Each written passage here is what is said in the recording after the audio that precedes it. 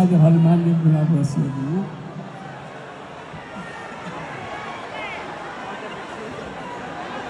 به هر حال ما دو ترش بود اینجا بودیم یک کمی خود گرفتیم، ولی دیگه مرتب دیگه با ویتامین C و خلاصه و جالب که یکی از آشنامون اینجا پشت استیج از این سوزن آمپولای سوزن چی میگن طب سوزنی زد اصلا.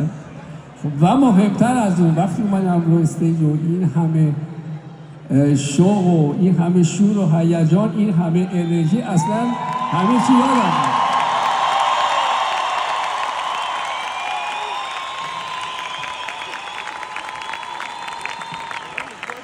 امشب خیلی خوشحالم که مهمان عزیزی داریم، هنرمند بسیار بسیار خوبمون که خیلی خوشحالم که میبینمش امشب اینجا هستن. خانم گلشیفته فراهانی اینجا هستن.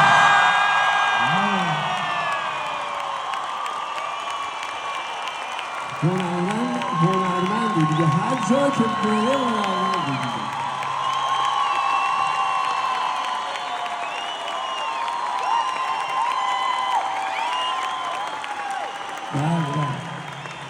و ایشون کسی هم که به من همین طب سوزنی رو زد پشت صحنه، همین یکی از آشناهای خانم گلشیفته فراهانی بود. خیلی تشکر بود. خیلی ممنون. عرض کنم مطلب دیگری که میخواستم بگم، دوست هنرمندی دیگرم که همه میشناسیمش و بهترین آهنگساز، یکی از بهترین آهنگسازهای ما بود. برای من چند تا آهنگای بسیار زیبایی ساختن. یکیش میلاد بود و حلقه طلایی و لحظه ها و گذشته از اون. من خیلی خیلی از دوستای بسیار صمیمی و خیلی خیلی هنرمند بسیار آقای شماعی زاده هستم و من همیشه سعی میکنم، یعنی همیشه تا حالا همینطوری شده که هیچ وقت ما نزدیک هم نباشیم، ولی چون این سالن آرنا خب خیلی مشکلی گرفتنش و هر کاری کردیم که ما بتونیم بندازیم روزا عقب دیگه میرفت برای سال دیگه و نمیشد خلاصه. حالا ما فردا شب من که اونجا هستم انشاءالله همگی با هم بریم اونجا در سالن داکس، در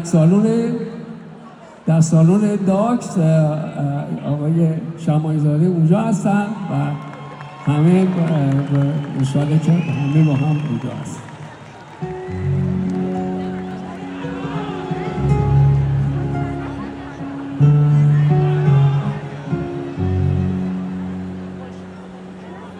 بگو که گل نفرستد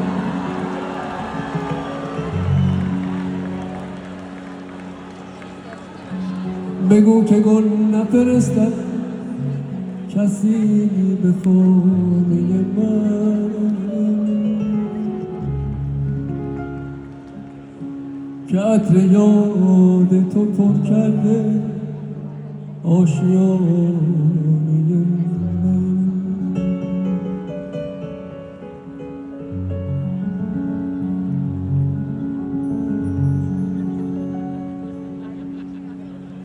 تو چه چراغ سعادت فروزه وقت منی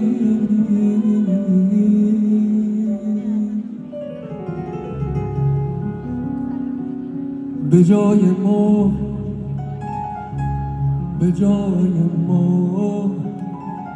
تو پرتو فشان به خانه من.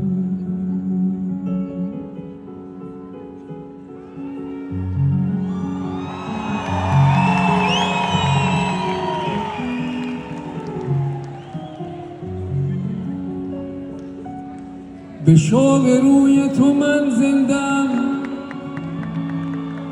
به شوق روی شماها من زندم، به شوق روی تو من زندم. خدا